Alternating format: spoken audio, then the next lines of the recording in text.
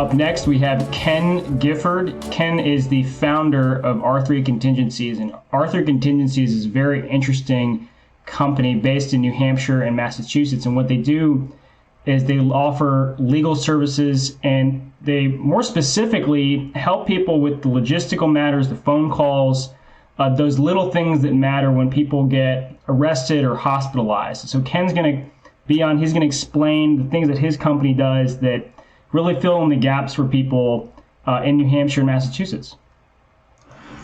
So Ken, thanks for being on. How's it going?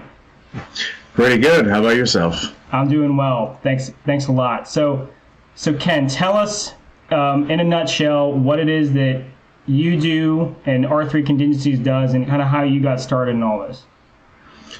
R3 Contingencies is basically designed around the fact that I have the memory of a goldfish, and I do not remember any numbers outside of my cell phone. I don't know about you.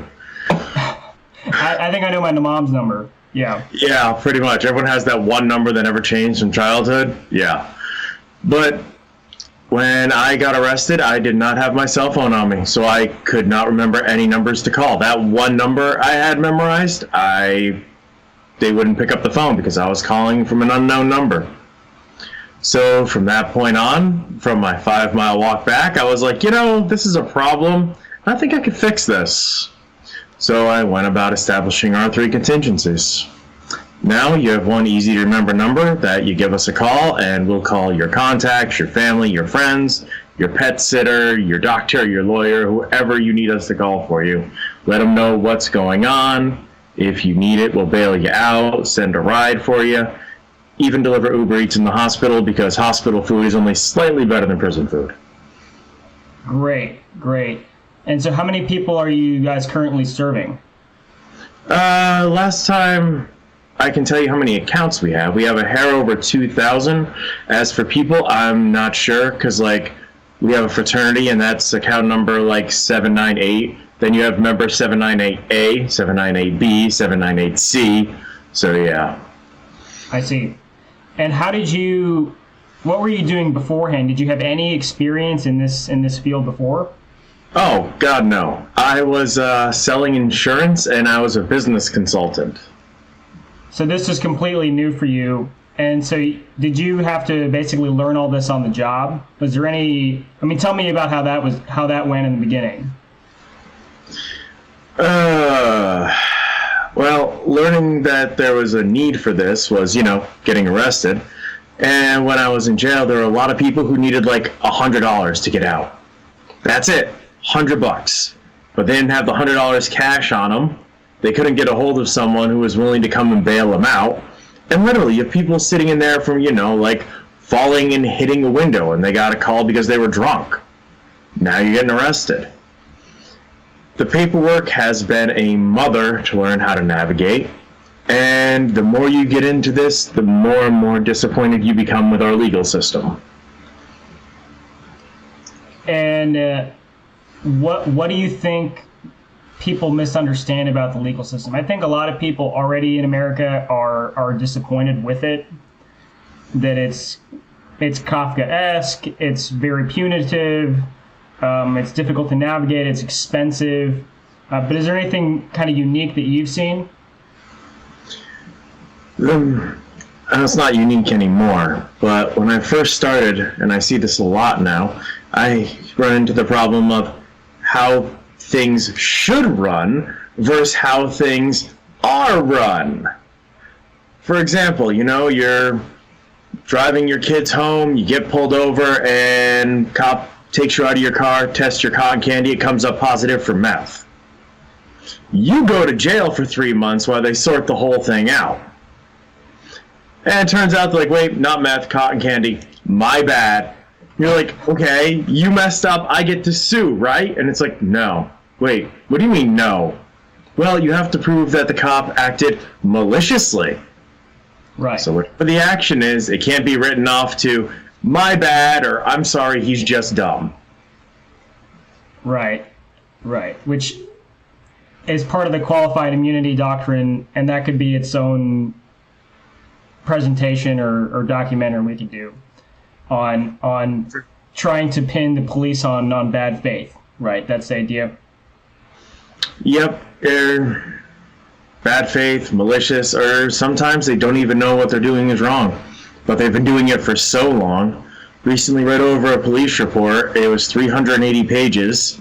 Oh yeah, this was a relatively short case, 380 pages. Good luck navigating that one.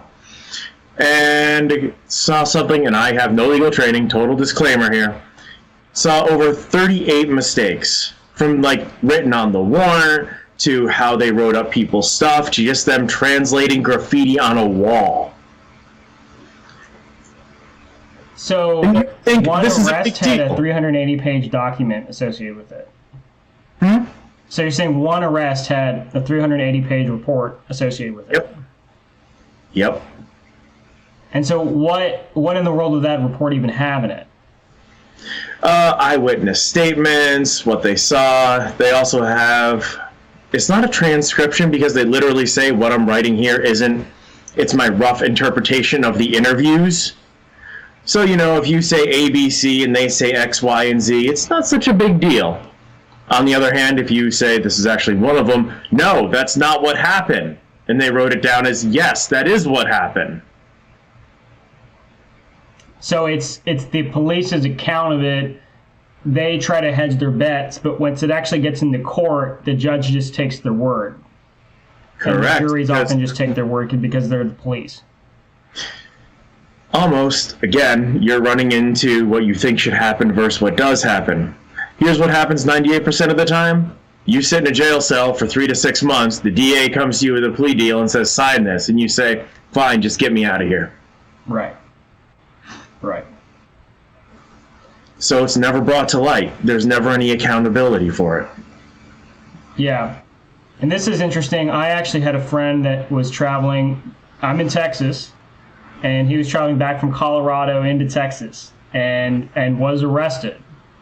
Sort of up north near Lubbock. And now you're right on the border between New Hampshire and Massachusetts, right? And so like between Colorado and Texas, there are changes in the regulations and laws. What are the kinds of things that you're seeing and dealing with there? One of the biggest ones I run into is knife laws, because New Hampshire knife laws are easy. We don't have any. Massachusetts knife laws, it can't be over a certain length, it can't lock back. Now think about that one for a minute.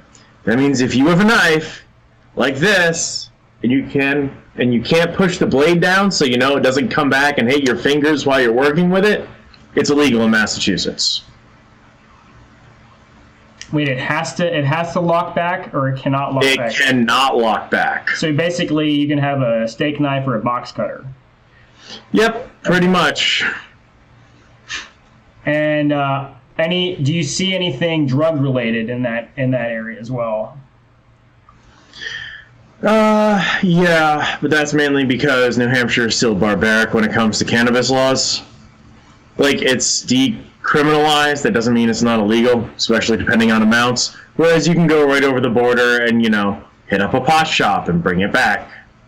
So, yeah, see quite a few of those, too. Great.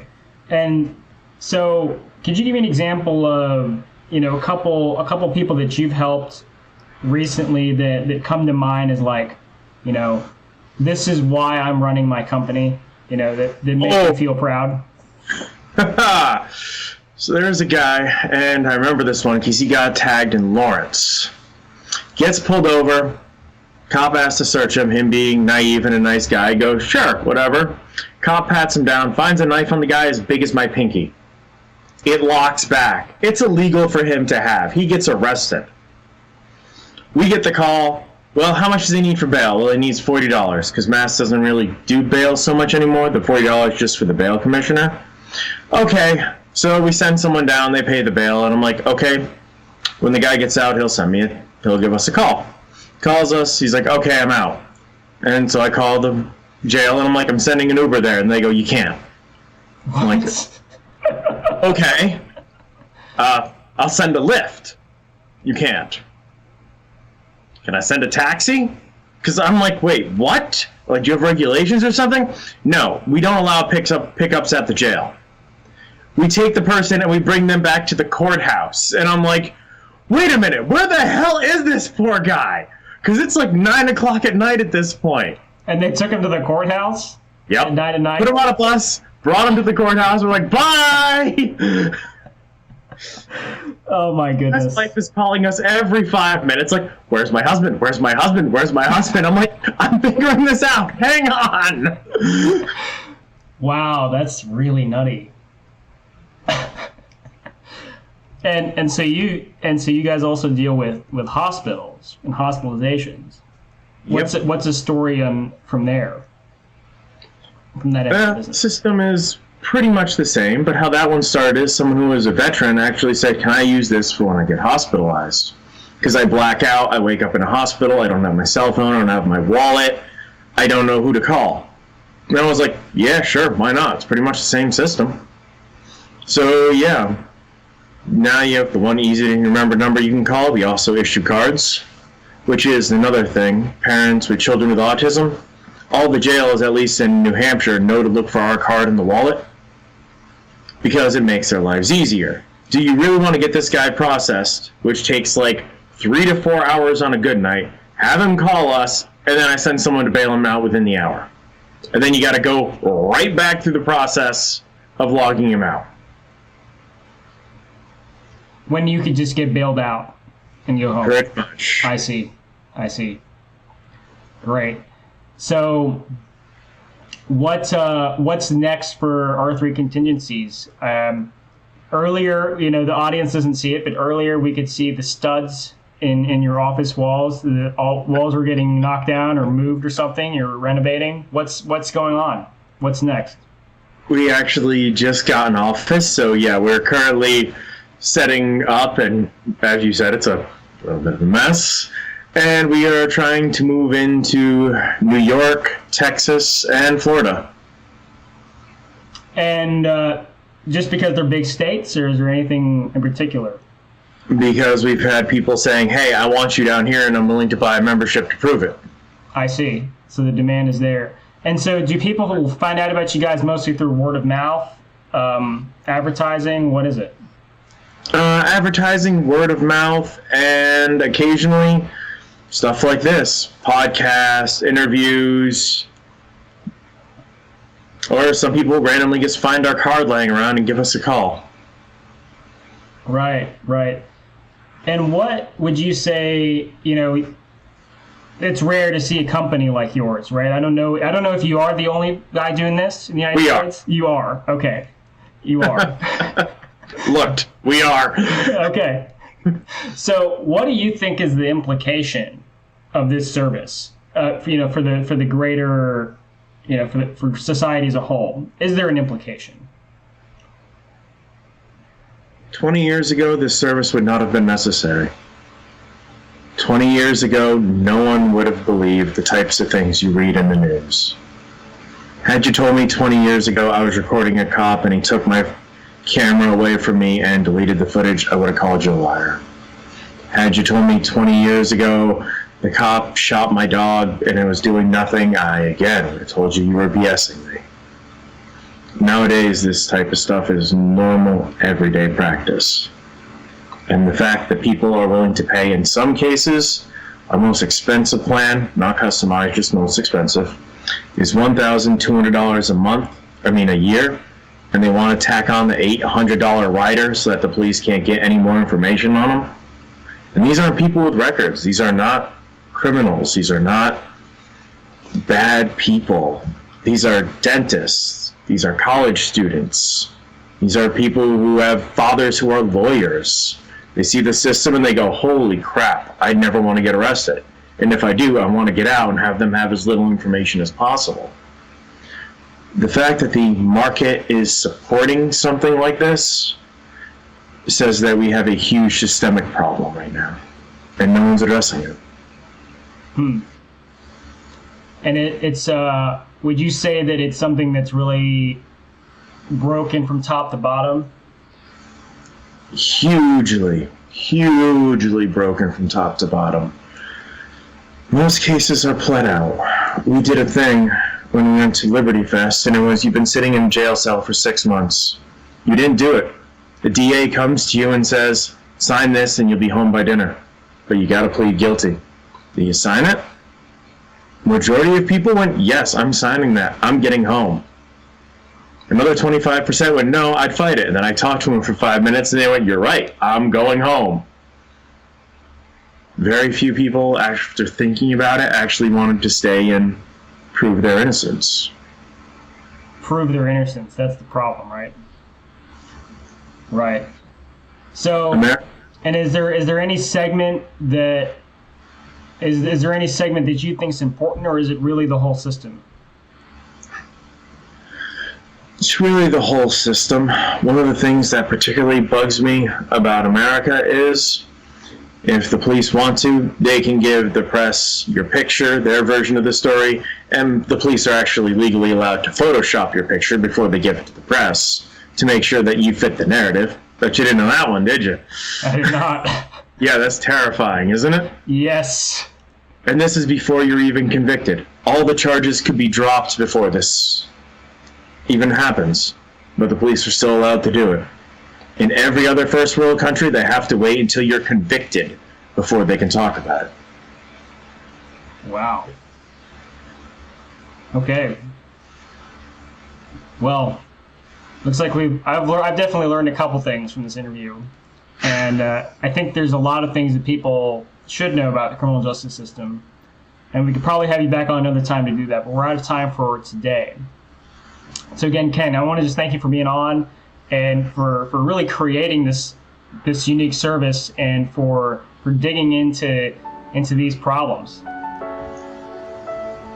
And thank you for having me, man. When we come down to your state, look forward to getting you as a member. All right.